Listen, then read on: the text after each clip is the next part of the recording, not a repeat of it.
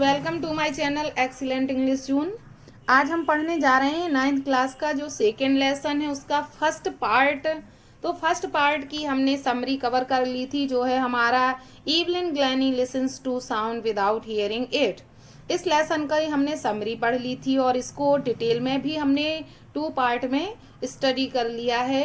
अब इसके NCERT based question हम कवर करेंगे।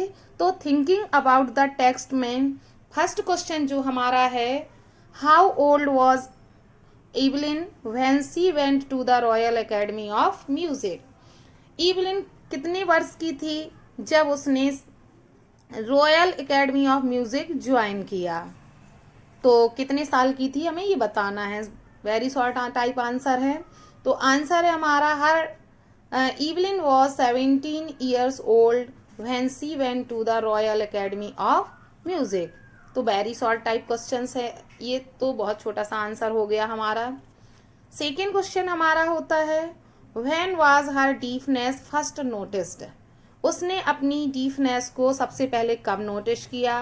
व्हेन वाज इट कन्फर्म, और ये कन्फर्म कब हुआ, इसकी पुष्टि कब हुई? तो आंसर है हमारा her deafness was first noticed when she was 8 years old।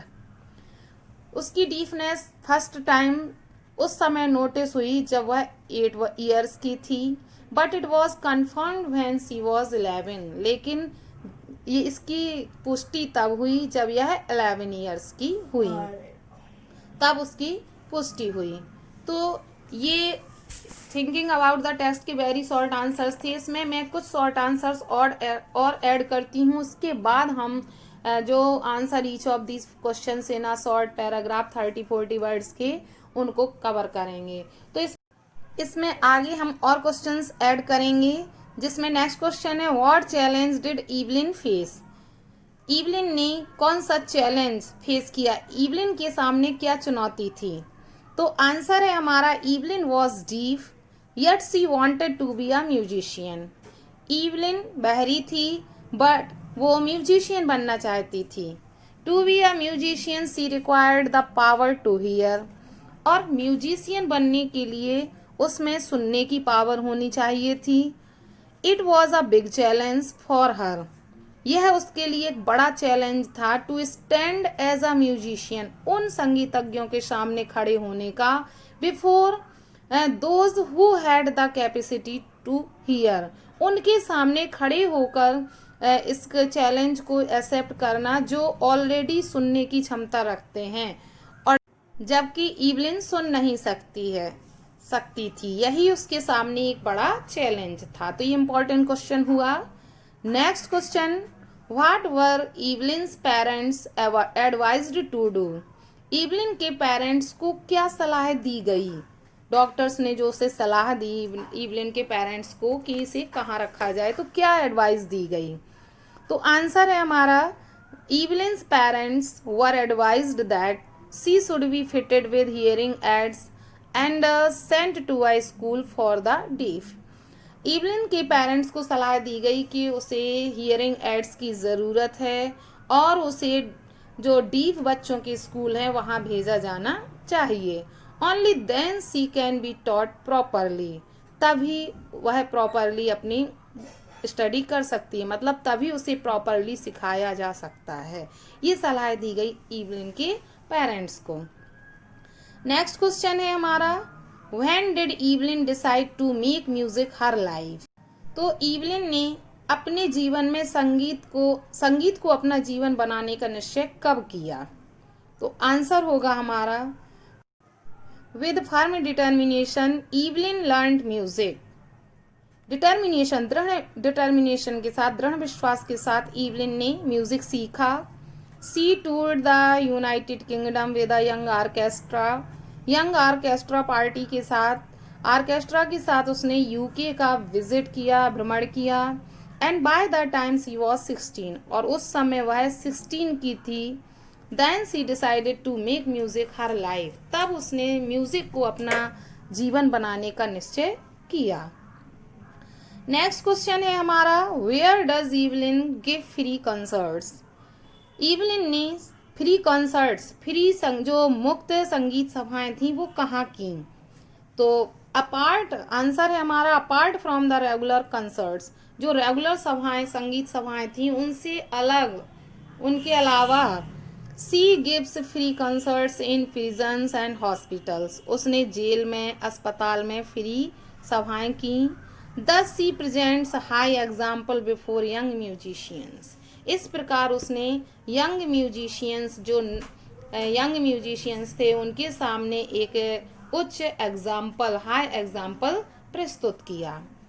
इसके बाद हमारा जो क्वेश्चन आता है, answer each of these questions in a short paragraph 30-40 words, जो इसमें क्वेश्चन आते हैं। तो नेक्स्ट क्वेश्चन है हमारा, who helped her to continue with music, what did he do and say, तो किसने उसकी मदद की म्यूजिक को कंटिन्यू रखने के लिए, और what did he do and से, उसने क्या किया और क्या कहा। तो ये थोड़ा सा, जरा सा बड़ा क्वेश्चन बनेगा, शॉर्ट टाइप ही रहेगा। तो आंसर है हमारा, percussionist Ron Forbes helped Evelyn to continue with music. Percussionist, tabla वादक जो रॉन फॉर्ब्स थे, उन्होंने इवलिन की म्यूजिक को कंटिन्यू रखने में मदद की। He began by tuning two large drums to different notes, उन्होंने दो बड़े ढोल को डिफरेंट नोट्स के साथ ट्यूनिंग करना शुरू किया, बजाना शुरू किया। एंड सेड, और कहा इवलिन से, don't listen through your ears, अपने कानों से मत सुनो, try to sense it something some other way, इसे कुछ अन्य तरीके से समझने की कोशिश करो। इस तरह से मोटिवेट करके परक्यूशनिस्ट रॉन फॉर्ब्स ने इवलिन को संगीत जारी रखने के लिए इंस्पायर किया। मोस्ट इम्पॉर्टेंट क्वेश्चन है ये। नेक्स्ट क्वेश्चन है हमारा, name the various places and causes for which Evelyn performs, उन स्थानों और कारणों के बारे में बताओ जहां इवलिन ने परफॉर्म किए। तो आंसर है हमारा, Evelyn performs at regular concerts, Evelyn ने नियमित सभाओं में परफॉर्म किया। She also gives free concerts in prison and hospitals, jail और अस्पतालों में भी उसने फ्री कॉन्सर्ट्स किए। She also gives high priority to classes for young musician, और उसने यंग म्यूजिशियंस जो नए संगीतज्ञ थे उनके प्रति अत्यधिक हाई प्रायोरिटी दी, उच्च प्राथमिकता दी उसने। She also inspires the handicapped people, handicapped children, उसने हैंडीकैप्टेड चिल्ड्रन को भी इंस्पायर किया।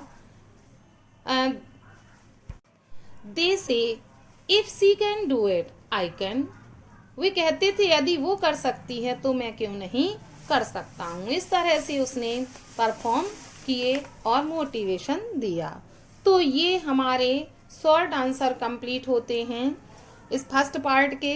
इसके बाद हम लॉन्ग आंसर कवर करेंगे, तो इसमें minimum 2 most important long answers होंगे जो हम नेक्स्ट वीडियो में कवर करेंगे। तो आज की वीडियो में हमने शॉर्ट आंसर कवर किए हैं। आई होप आपको समझ में आए होंगे। इन्हें पढ़ें, समझें, मैंने इन्हें एक्सप्लेन भी किया है, और इन्हें अपने नोट पर राइट करें जिससे कि आप एग्जाम टाइम पर इन इम्पॉर्टेंट आंसर्स को पढ़ सको और इजीली कंप्लीट कर सको। तो आई होप आपको वीडियो पसंद आया होगा। वीडियो पसंद आया हो तो वीडियो को लाइक करें, अपने फ्रेंड्स को ज़्यादा से ज़्यादा शेयर करें, और इसी तरह से आप अपने कोर्स को कंप्लीट करना चाहते हैं तो मेरी चैनल से जुड़े रहें।